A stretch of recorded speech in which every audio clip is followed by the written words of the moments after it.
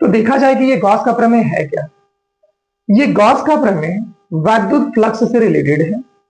ये गॉस का प्रमेय कहता है कि अगर हमारे पास कोई बंद पृष्ठ है, बंद पृष्ठ का मतलब कोई गोला है, घन है, घनाभ है, बेलन है, इस बंद पृष्ठ से बद्ध कुल वैद्युत फ्लक्स इस बंद पृष्ठ से संबंधित कुल आवेश का 1/ε0 गुना होता है।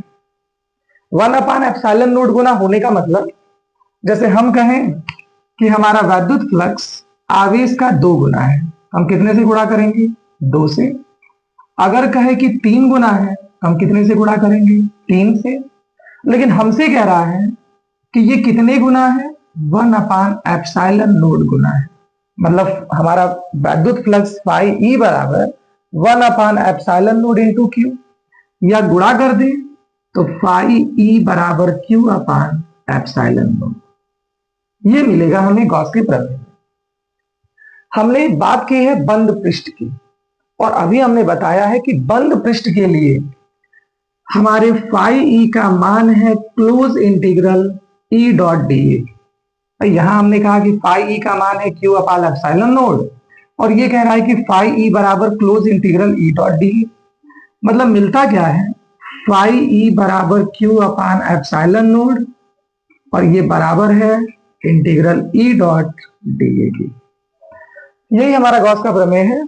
तो देखा जाए तो गॉस का प्रमेय क्या कहता है कि किसी बंद पृष्ठ से बद्ध वैद्युत फ्लक्स उस पृष्ठ द्वारा परिबद्ध कुल आवेश का 1/ε0 गुना होता है। अब हमने माना कि यदि किसी बंद पृष्ठ A से परिबद्ध आवेश Q है तो निर्गत फ्लक्स फाई ई बराबर Q/ε0।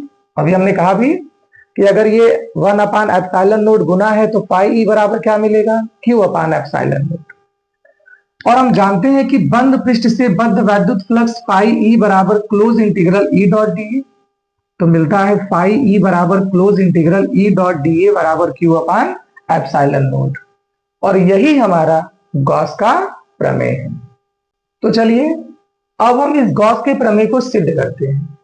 सिद्ध करने का मतलब कि मुझे प्रूफ करना है कि किसी बंद पृष्ठ से गुजरने वाला वैद्युत फ्लक्स फाई ई बराबर Q/ε0 होता है। तो चलिए हम कोई बंद पृष्ठ लेते हैं। हम मानते हैं कि चलिए ये कोई बंद पृष्ठ है। इस बंद पृष्ठ के अंदर कोई बिंदु है O, और इस बिंदु O पर हमने कोई आवेश रख रखा है प्लस Q। अब इस आवेश के कारण जब वैद्युत क्षेत्र उत्पन्न होगा तो इस वैद्युत क्षेत्र के कारण इस दिए गए पृष्ठ से कितना वैद्युत फ्लक्स गुजरेगा, इसकी हमें गणना करनी है। भाई वैद्युत फ्लक्स कितना गुजरेगा इसकी गणना करने के लिए फॉर्मूला हमने पढ़ा था phi E is equal to E dot d A, जहां ई हमारे वैद्युत क्षेत्र की तीव्रता और डी ए क्षेत्रफल सदिश है। अब क्षेत्रफल सदिश अगर हम देखें तो इस संपूर्ण पृष्ठ पर क्षेत्रफल सदिश हर बिंदु के लंबवत होगा। तो इस सब क्षेत्रफल सदिशों की दिशाएं अलग अलग होंगी। तो संपूर्ण क्षेत्रफल सदिश के लिए एक साथ कैलकुलेशन कर लें, ये पॉसिबल नहीं हो पाएगा। तो पहले हम कैलकुलेशन एक छोटे से पृष्ठ के लिए करेंगे और फिर उस पृष्ठ का इंटीग्रेशन कर देंगे और हमें मालूम चल जाएगा कि इस पूरे पृष्ठ से रिलेटेड वैद्युत फ्लक्स का मान क्या है। तो मानते हैं कि इस बिंदु O से R दूरी पर एक और बिंदु है P। इससे कितनी दूरी पर? R दूरी पर एक बिंदु P है। इस बिंदु P के चारों ओर हम एक क्षेत्रफल अवयव लेके चल रहे हैं। मान लीजिए कि ये हमारा क्षेत्रफल अवयव है। अब इस क्षेत्रफल अवयव पर लंब खींचे तो ये हमारे क्षेत्रफल सदिश की दिशा हो गई, और यहां से इसे मिलाएं तो ये हमारे वैद्युत क्षेत्र की दिशा हो गई।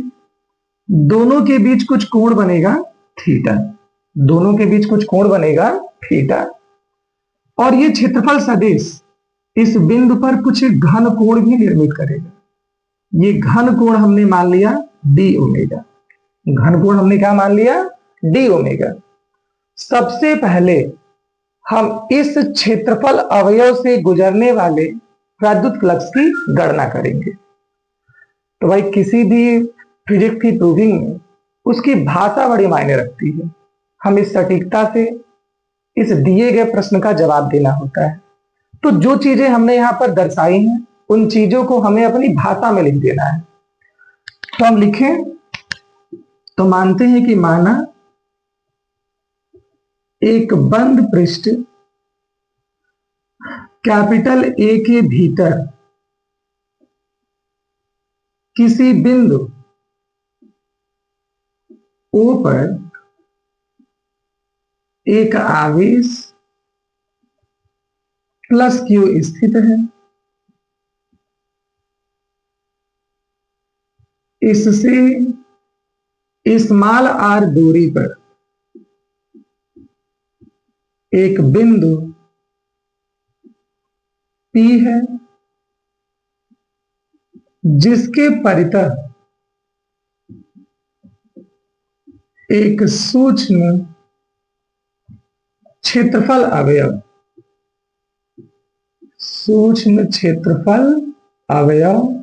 dA है। तो पहले इस क्षेत्रफल अवयव से गुजरने वाला विद्युत फ्लक्स निकालते हैं। तो सूक्ष्म क्षेत्रफल अवयव dA से गुजरने वाला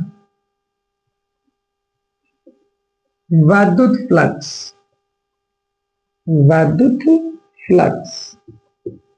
d फाई E बराबर, हमने फॉर्मूला पढ़ा है कि d फाई E बराबर E डॉट dA, और चूंकि इनके बीच कोण बन रहा है थीटा तो E dA cos थीटा।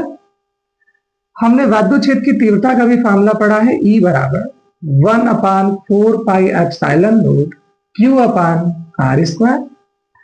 मान रख दे तो d फाई E बराबर E का मान 1/4 पाई epsilon not Q upon R square dA cos theta. इसे थोड़ा सॉल्व किया जाए तो d फाई E बराबर हमें क्या मिलता है 1/4 पाई एप्सिलॉन नॉट Q, और ये dA cos theta upon R square एक साथ कर ले। तो अभी तो चर्चा की है हमने कि ये dA cos theta upon R square किसकी वैल्यू है, d ओमेगा की, और d ओमेगा क्या है, घन कोण है। तो ये d फाई E बराबर Q upon 4 pi epsilon not, और ये किसकी वैल्यू है, d ओमेगा की। हमें तो संपूर्ण पृष्ठ से गुजरने वाला विद्युत फ्लक्स चाहिए। तो संपूर्ण पृष्ठ से निर्गत विद्युत फ्लक्स, अगर संपूर्ण पृष्ठ से निर्गत विद्युत फ्लक्स निकालें फाई E, तो हम इसका इंटीग्रल कर दें d फाई E का। तो closed integral d phi E, ये हो जाएगा हमारा phi E is equal to closed integral d phi E का वैल्यू कितनी है, तो Q upon 4 pi epsilon not d omega. यहां पे अगर बात करें तो Q upon 4 pi epsilon not constant है, बचता कौन है, d ओमेगा। तो मिलता है phi E is equal to Q upon 4 pi epsilon not integral d omega. अगर हम इस संपूर्ण पृष्ठ की बात करें, इस संपूर्ण पृष्ठ के लिए d ओमेगा का मान कितना है, घन कोण का मान कितना है, तो संपूर्ण पृष्ठ के लिए घन कोण का मान होता है 4 पाई। तो संपूर्ण पृष्ठ के लिए इसका मान कितना है, 4 पाई। 4 पाई से 4 पाई कैंसिल, तो phi is equal to Q upon epsilon not. और हम जानते हैं कि यही तो गॉस का प्रमेय है